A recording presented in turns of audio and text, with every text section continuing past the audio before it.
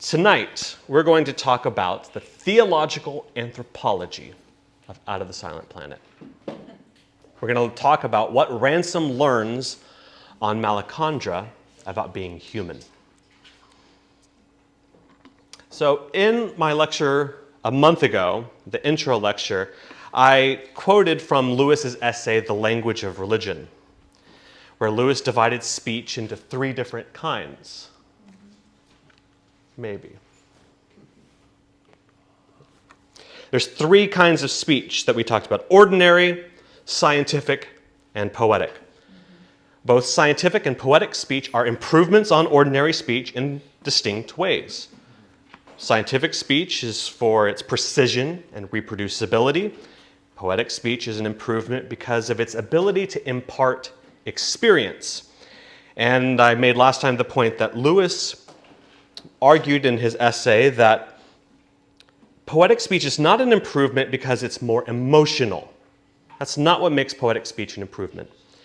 It is a real medium of information because poetic speech bombards you with enough fact so as to create in you a vicarious transformation of your imagination that can lead you to experience the thing that you might not have already experienced.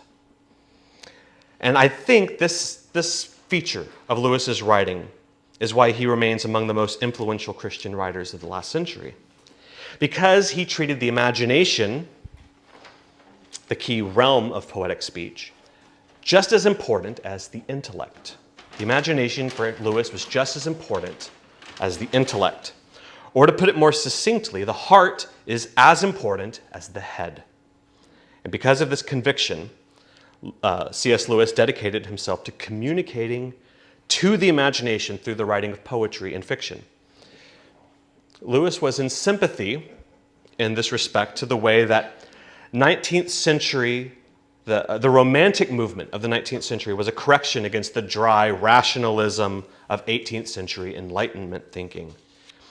In a letter to T.S. Eliot, the great poet, a modernist poet, Lewis wrote that one part of his project was attempting to reaffirm the Romantic doctrine of the imagination as a truth-bearing faculty.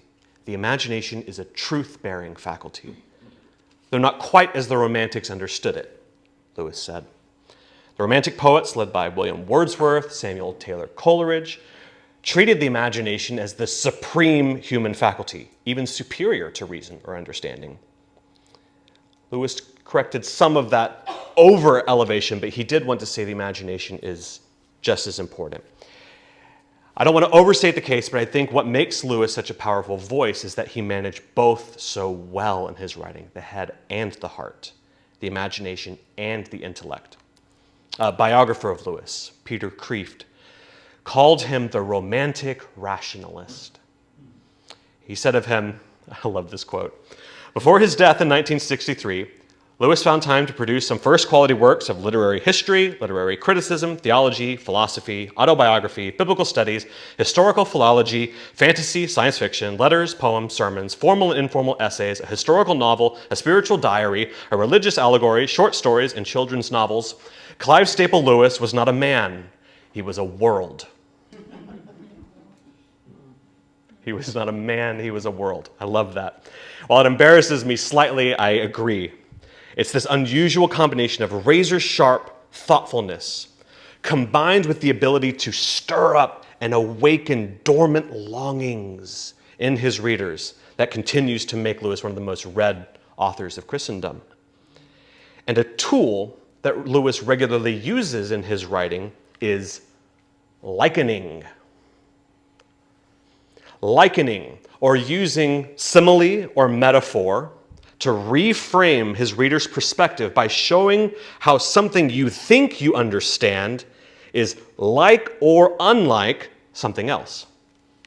If we take seriously the notion of poetic speech as a real medium of information, then one of the ways that it works is by comparison. So when the poet says that the woman is like a rose, it tells you something only because women and roses are so unalike in so many other ways. At tension, between how the subject you think you know or would like to know better and the object to which it is likened is how poetic speech can start to paint on the canvas of your imagination. No one has ever seen God.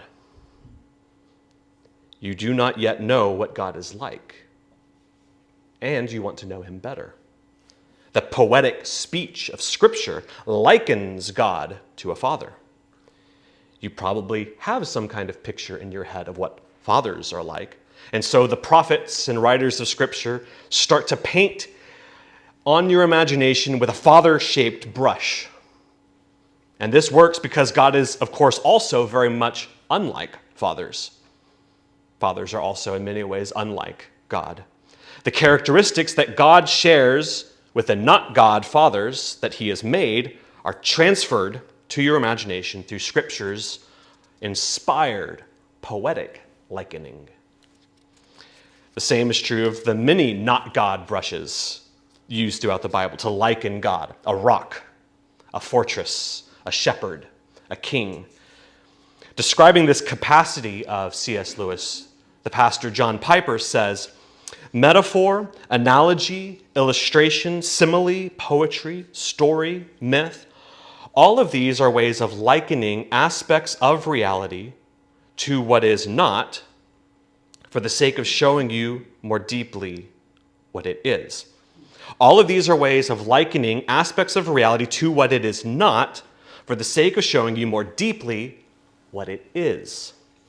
Sometimes, Lewis understood, the best way to help you see the world more clearly is by showing you a different one, so that you get back in the habit of looking. Remember what Aslan said to Edmund at the end of the Dawn Treader? But there on your world I have another name. You must learn me by that name also. That was the very reason you were brought to Narnia, that by knowing me here for a little, you may know me better there. Sometimes to see this world more clearly, we need to imagine another one. So in this lecture, we will follow Dr. Elwin Ransom in his trip to Mars, Malacandra, as it is known by the rest of the solar system, as he undergoes a profound education on what it means to be human by learning what it means to be a now. In order to learn what it means to be human, Ransom has to encounter a variety of not humans: Hrassa, Sorns, Aldila, Oyarsa, Hanakra, and yes, even Fifiltriggi. The three main humans who arrive on Malacandra each come with faulty assumptions in their anthropology, in their idea of what it means to be a human. And only Ransom grows out of his immature understanding into something more in line with heaven's anthropology. But even Ransom has only begun his journey, and the themes we start exploring tonight will continue all the way through the series. As I've promised, these lectures are intended to be accessible whether you've read the book or not. The one thing I can't promise is that there will be no spoilers. So if you're here or you're watching this on YouTube and you don't want any of the plot points of Out of the Silent Planet spoiled, you have approximately 45 seconds to vacate the premises or pause the video. Warning, there are spoilers ahead. Not that I think that spoilers are really possible in this series. These books aren't like murder mysteries or procedurals where the joy is in what's going to happen next. Rather, the joy in these books comes in the way that they make strange things that you've always taken for granted. The way they take you out of the silent planet on which you've lived your entire life and show it to you from a completely different vantage point. In a word, by likening.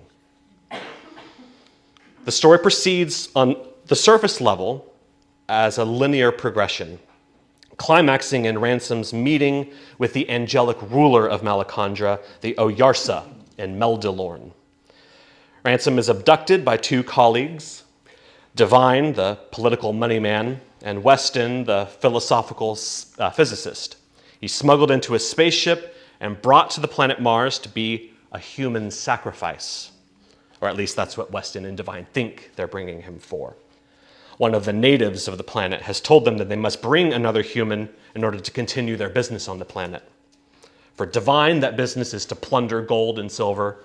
And for Weston, it's to form an outpost for the interplanetary expanse and dominion of the human race into the cosmos. Weston and Divine assume mistakenly that this request is for a sacrificial offering to some kind of primitive, barbaric, religious ritual. We repeatedly learn, however, that the only barbarous, barbaric creatures on Malacandra are the humans that arrive. In this sense, Lewis is subverting the premise of H.G. Wells's War of the Worlds, where super-intelligent Martians come to Earth to colonize and eradicate the primitive humans in their galactic expansion.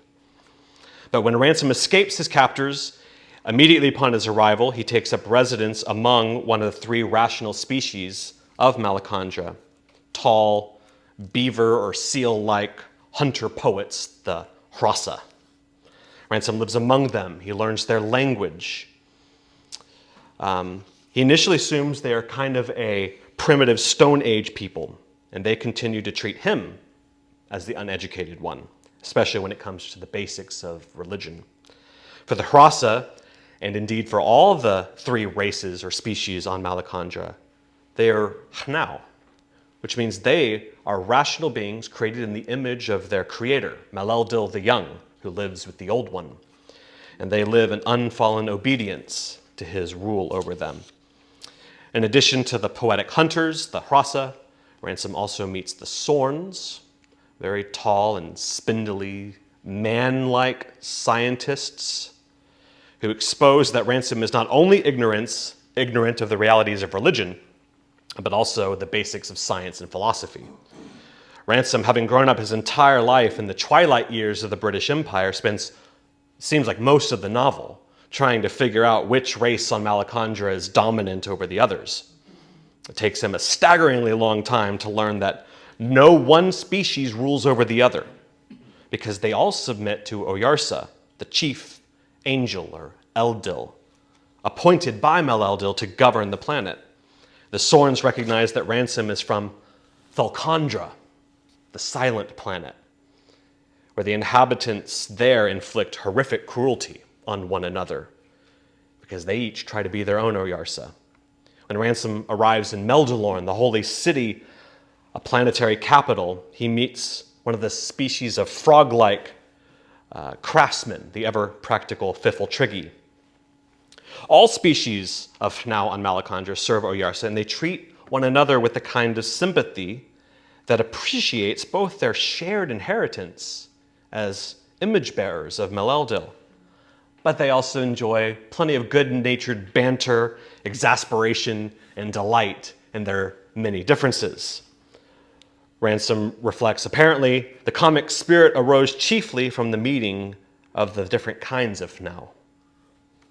They depend on each other's unique skills and gifts, the poetry and agriculture of the Hrassa, the shepherding and scientific discovery of the Sorns, the pragmatism and skillful engineering of the Fifiltrigi.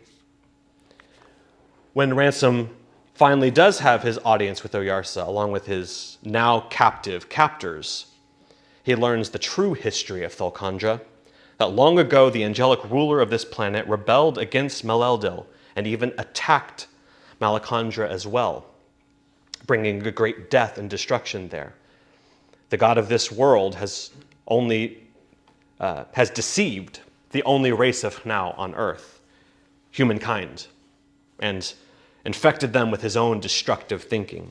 He has bent them so that they no longer live in peace or serve their creator.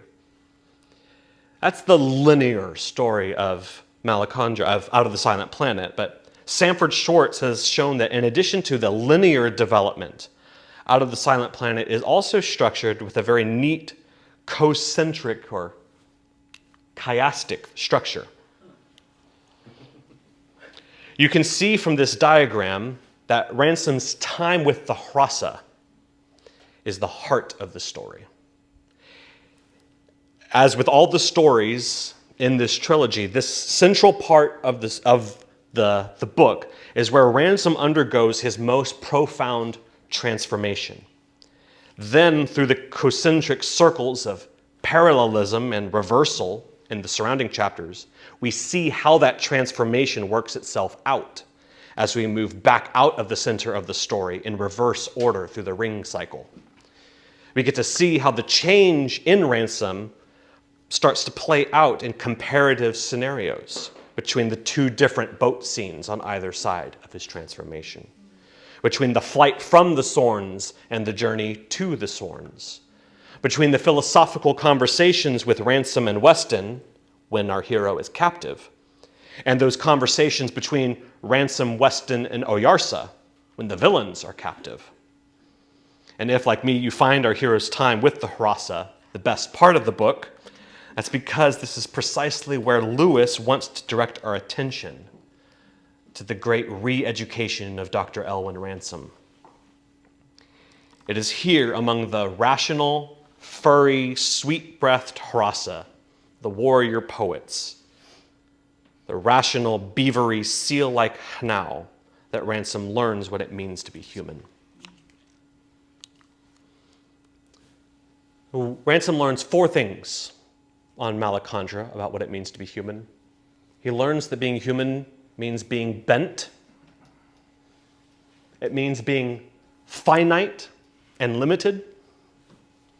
It means being under authority and having authority. And he learns that it means being a spiritual animal. And we'll discuss each of these in the rest of our time together. So the first, being human means being bent. Part of the enduring success of Lewis's fiction as a poetic experiment in communicating Christian truths to non-Christian readers is his ability to liken abstract theological ideas to surprising images and metaphors. Perhaps one of the great triumphs in Out of the Silent Planet is the portrayal of sin and the fall as being bent or possibly broken. This insight begins simply as an exercise in translation. Ransom has a very limited vocabulary of the Hrossan language, and so he needs an image to communicate the nature of moral evil to beings who have never experienced sin. He tries to find a word to ask Hjoi how an evil Hross would behave in a certain situation. Hjoi has never seen an evil Hross. Ransom's attempt, bent, becomes a key image in Out of the Silent Planet.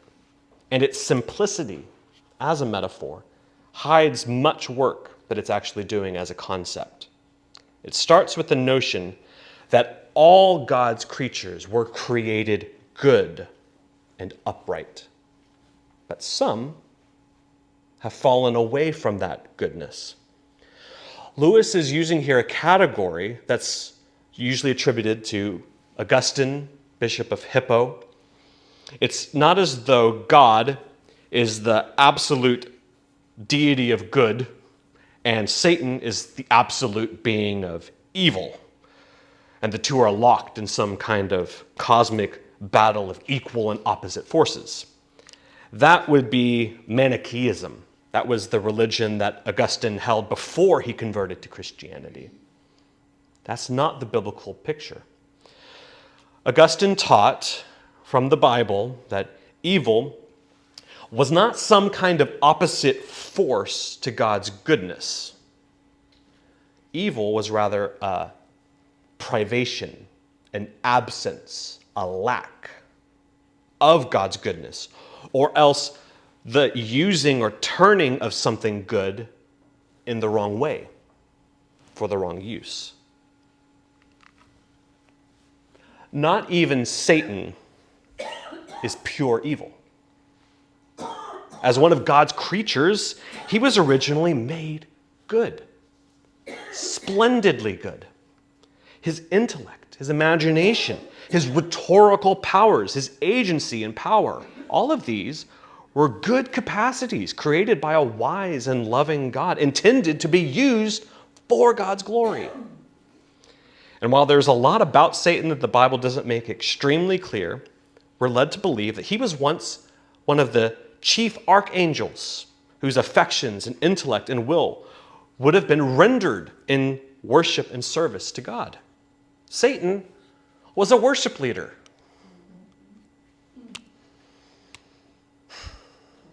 But he rebelled. And with him fell a host of angels.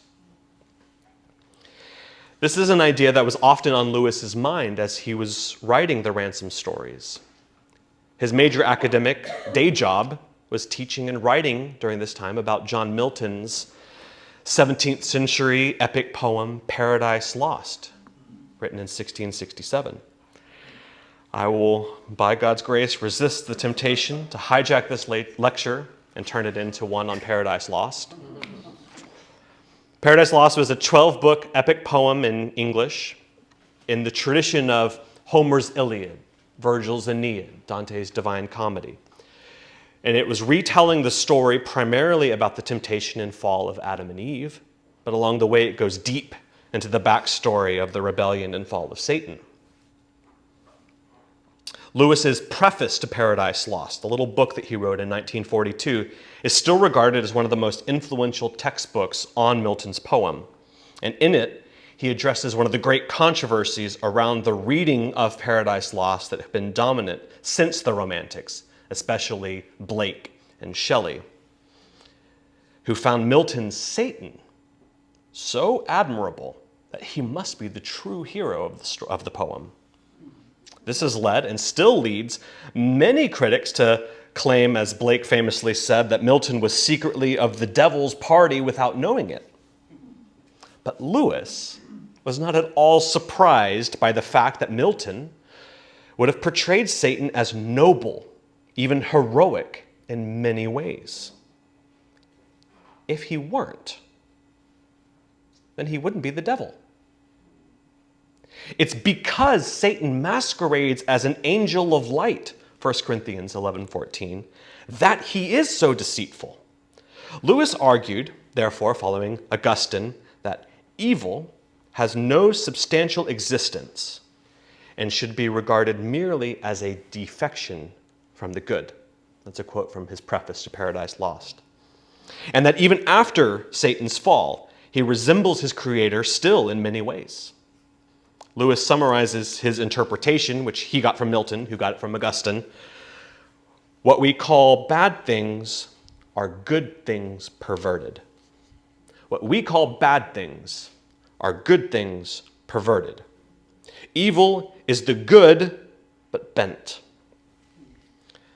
So Oyarsa, in diagnosing the condition of Weston as a bent now, he explains that he has taken a good impulse, the love of one's kindred, which is a law that God has put in the hearts of all now. But Weston has followed it while ignoring everything else. He says to Weston, I see now how the Lord of the silent world has bent you. There are laws that all now know, of pity and straight dealing and shame and the like, and one of these is the love of kindred. He has taught you to break all of them except this one, which is not one of the greatest laws. This one he has bent till it becomes folly, and has set it up, thus bent, to be a little blind, Oyarsa, in your brain, and now you can do nothing but obey it. That is indeed why Oyarsa warns Ransom that the bent Weston is more dangerous than his broken colleague, Divine. It is because Weston is maniacally pursuing good at the expense of all other goods that he's so dangerous. It is easier to recruit and infect others with sin when it masquerades as an angel of light. Half-truths, bent truths, partial truths are more dangerous than outright lies. And this is perhaps one of the most important lessons that Ransom learns on Malacandra about what it means to be human. It is not enough simply to try to pursue good without submitting yourself to God. When a good thing becomes a God thing, that is a bad thing. We will look at this lesson in much more detail next month in our lecture from Paralandra on the nature of sin and temptation in that book, which is Lewis's retelling of Paradise Lost and Paradise Regained. For now, it's worth noting how this idea of sin being a bent good works in the whole picture of what it means to be human. Because if we're following the logic here, then we should start to feel a bit overwhelmed. If all things that God has made are good in their right time and place, used in the right way. 1 Timothy 4:4, for everything created by God is good, and nothing is to be rejected if it is received with thanksgiving.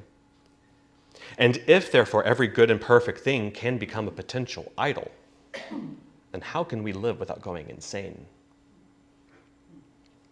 If the demand of righteousness is about rightly ordering not 100, not 1,000, but millions upon millions of good, true, beautiful things in their proper order, in the hierarchical dance of the celestial spheres, how can we possibly be responsible for the infinite magnitude of possibilities? How could you possibly order everything right? What do we mean every week, for instance, when we confess for what we have done and what we have left undone? So many Sunday mornings at 8:30 in the chapel, those words, what we have left undone, sit upon me like a weight that could crush me. Considering the sum total of possibilities, how could I possibly be responsible for all of the good things that I could have done and chose to do some other good things, not to mention the bad things? This is where Ransom's next lesson in theological anthropology comes to our aid. Being human means being finite and limited.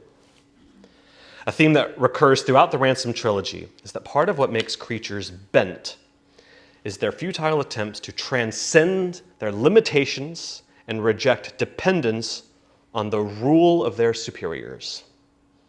In the case of the Hrasa, they are dependent on the wise governance of Eldila, the representative of their Oyarsa, who himself is a representative of their creator, Maleldil. In one of Ransom's conversations with Hyoy, one of the many in which Ransom is trying always to get to the bottom of which species are the colonizers and which are the colonized, he gets caught up in that classic Malthusian problem of scarcity of resources and population growth.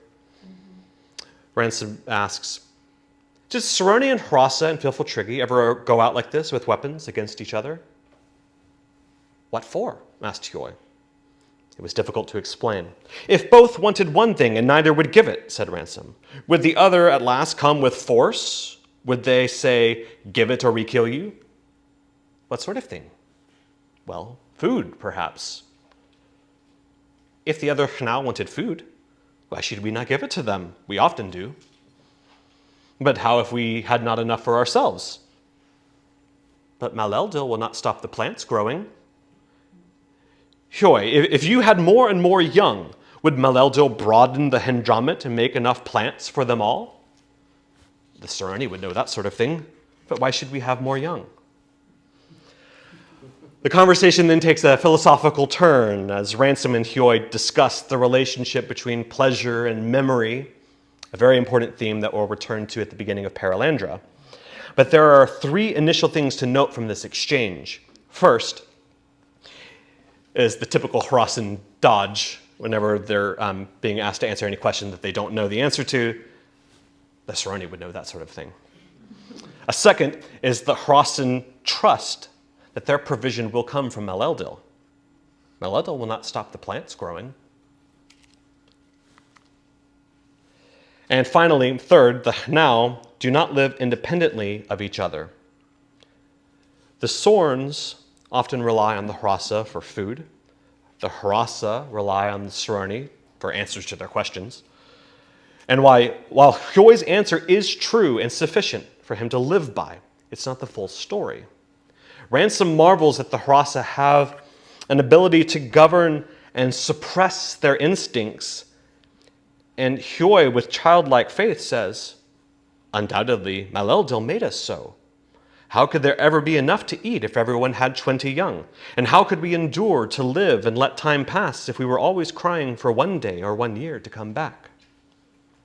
Maleldio made them with wisdom appropriate to their circumstances.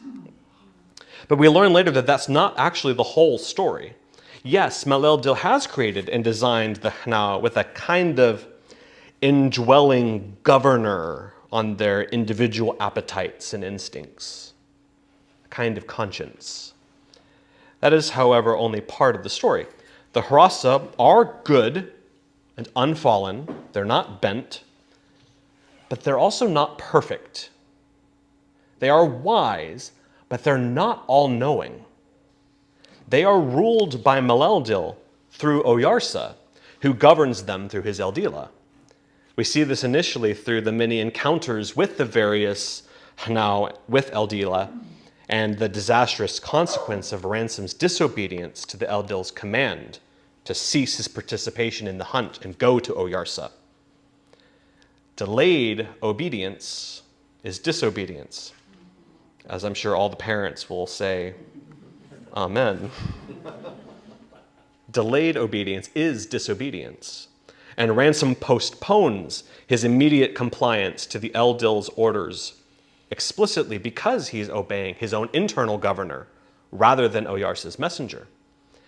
And again, even after the disaster that ensues, he attempts again to disobey because of his internal instincts and sense of wounded reputation among the Hrasa until Wynne corrects him. It is not a question of thinking, but of what an Eldil says. This is Cubs talk. To be truly Hnau is to recognize that there are limits to your own ability to reason and to obey your divinely appointed rulers. It is true that Maleldio has created Hnau with good powers and good instincts, and it is also true that he is not a passive deity. He's not the great watchmaker. He actively rules the worlds that he has made through powers and authorities. When Oyarsa tells Ransom the story of Thalcandra, the silent planet, he explains how Maleldio worked through him to preserve the planet. It is the longest of all stories and the bitterest.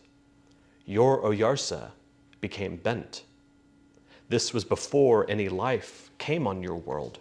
Those were the bent years of which we still speak in the heavens, when he was not yet bound to Thalcandra, but free like us. It was in his mind to spoil other worlds besides his own. He smote your moon with his left hand, and with his right he brought the cold death on my Harandra before its time.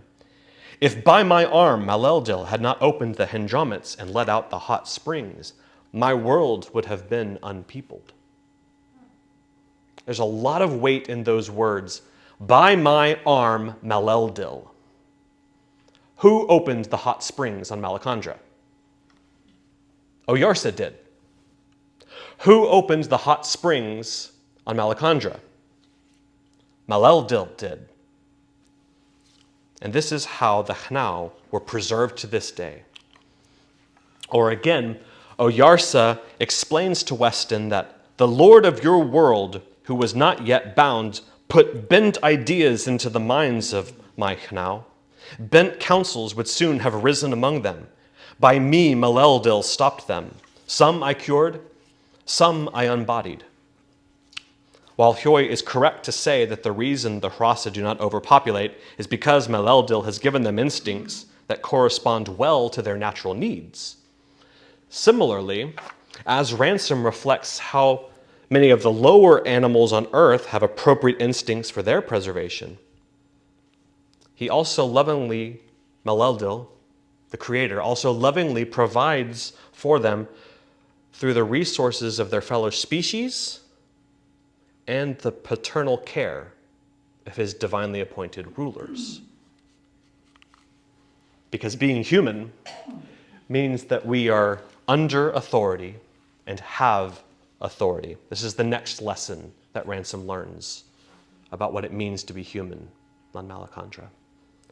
When the Sorns are debating among themselves about the curiosities of life on Thalcandra, they find out that one of the ways life on the silent planet has been corrupted is a breaking of proper hierarchy. They were astonished at what Ransom had to tell them of human history, of war, slavery, and prostitution. "It is because they have no Oyarsa," said one of the pupils. "It is because every one of them wants to be a little Oyarsa himself," said Agre. "They cannot help it. There must be rule, yet how can creatures rule themselves?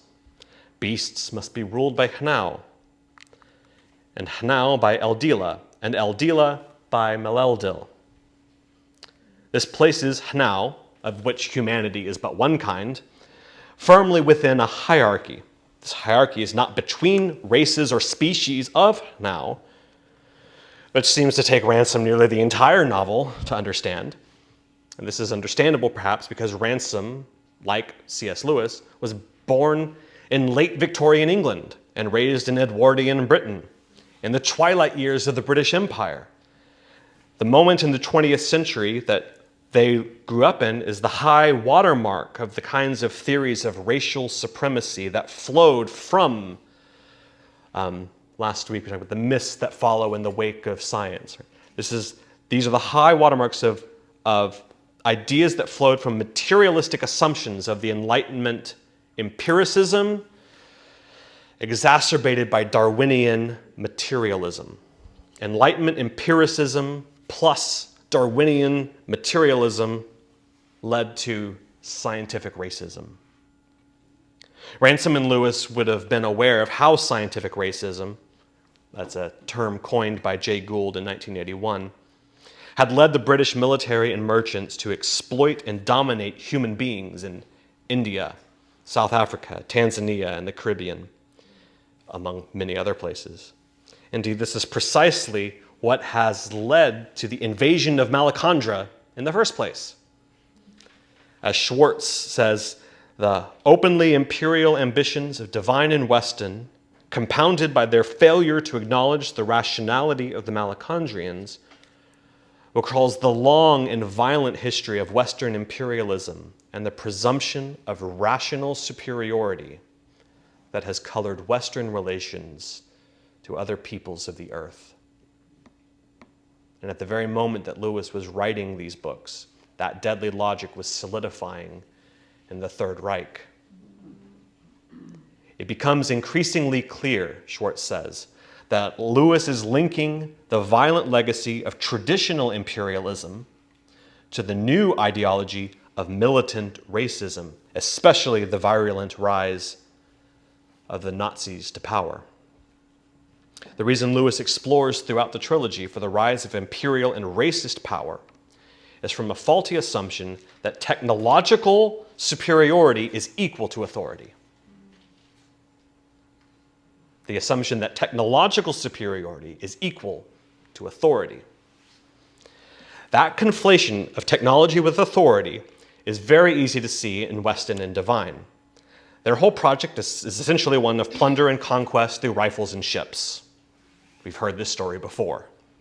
They are textbook imperialists. But not even Ransom is unstained by this way of thinking.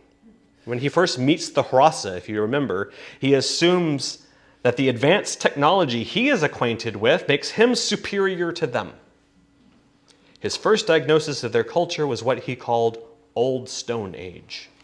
The few cutting instruments they possessed were made of stone.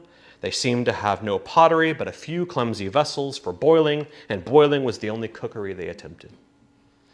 Ransom therefore assumes that he has some kind of authority over the Hrasa for no other reason that he is from a people with better tools. Never mind that Ransom knows very little about how any of his tools even work, as the interrogation by the Sorns reveals. Taking on the almost caricature of a British merchant missionary, he is haunted by the conscientious scruple as to whether it might not be his duty to undertake their religious instruction.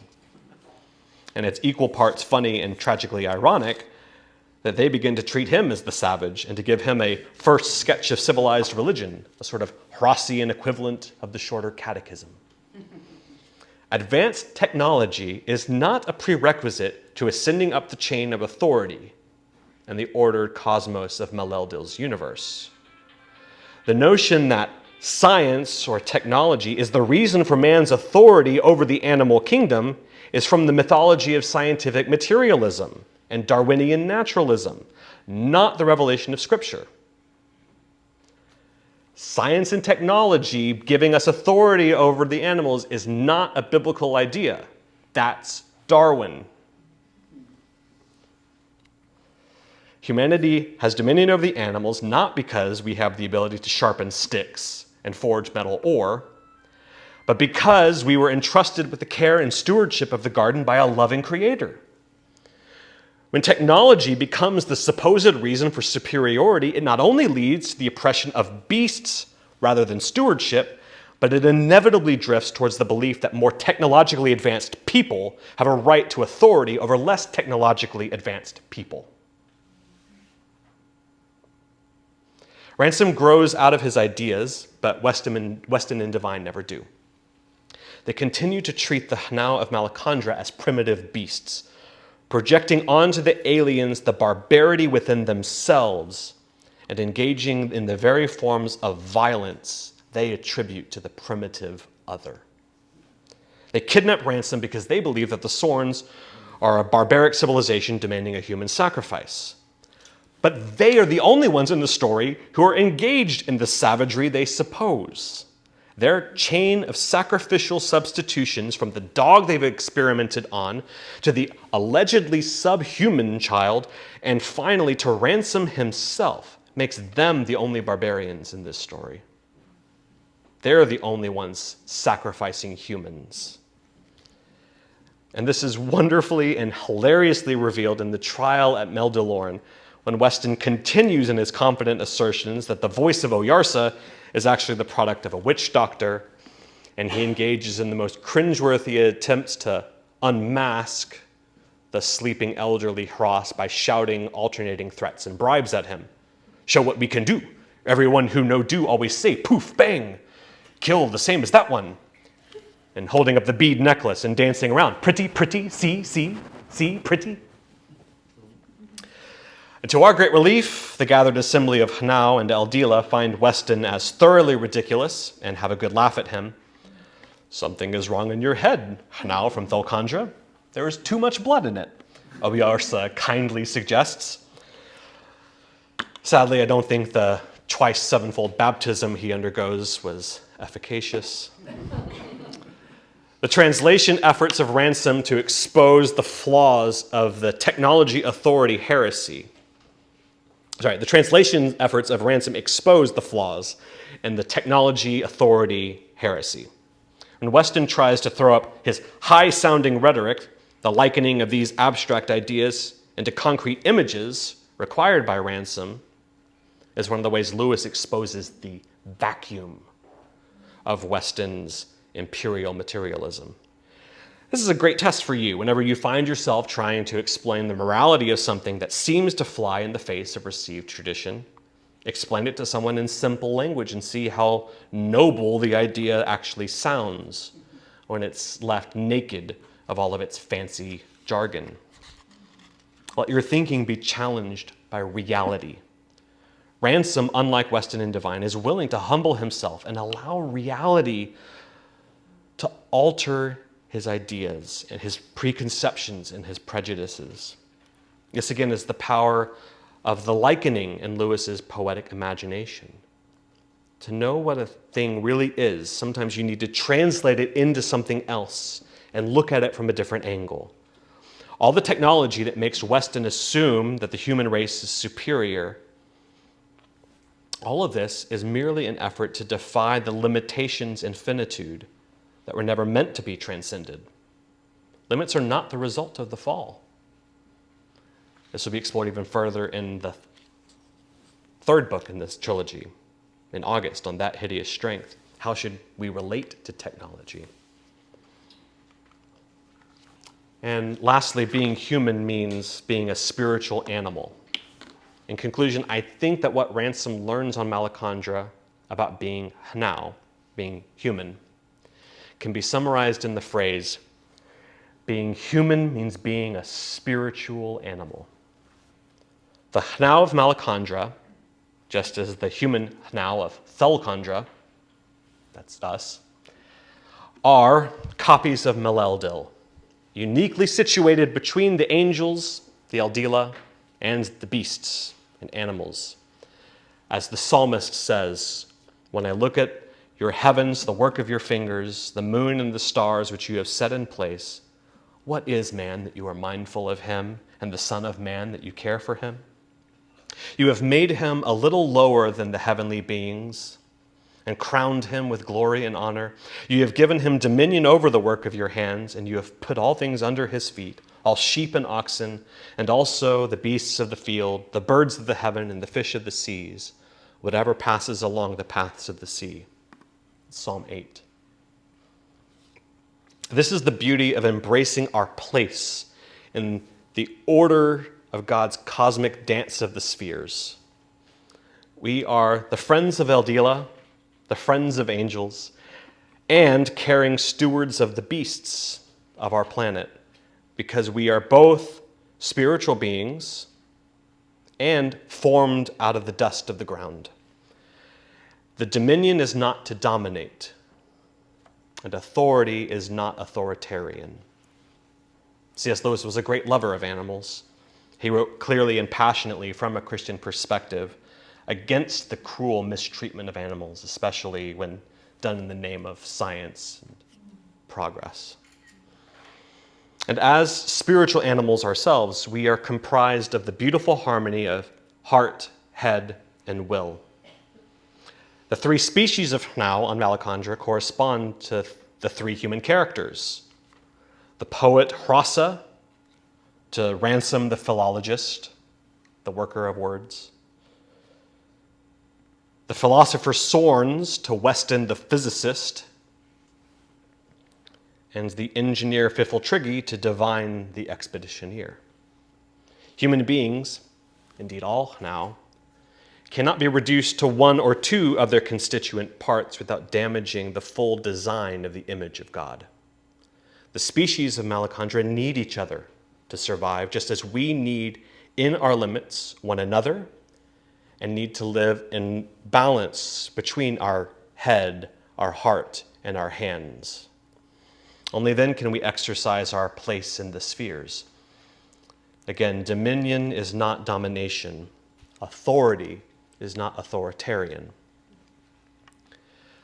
Under the influence of the Hrasan poet warriors, Ransom transforms from a skeptic pacifist to a Hanakrapunt, a dragon slayer. He has learned to repent that he is a finite creature under authority, but with authority as well. The apocalyptic final chapter and postscript show us that Ransom's Midland study is now the HQ for a new base of operations on an old solar invasion on the rebel empire of the dark Oyarsa of Malacandra.